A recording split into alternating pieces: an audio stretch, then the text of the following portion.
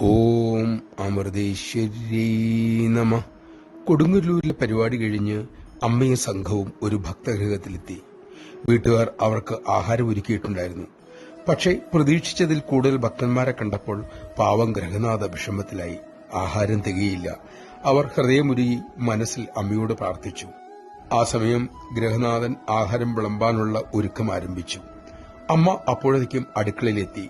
ഒരു പ്ലേറ്റിൽ കുറച്ച് ചോറും കൂട്ടാനുമൊക്കെ സ്വയം എടുത്തു. എന്നിട്ട് പ്രേമപൂർവ്വം ആ ഗ്രഹനാഥയോട് അരുളി, ഇനി മോൾ വിളമ്പിക്കോളൂ, ഭക്ഷണം ആവശ്യത്തിന് തികയും. അമ്മയുടെ വാക്കുകൾ കേട്ട് അവർ ആഹാരം വിളമ്പാൻ ആരംഭിച്ചു.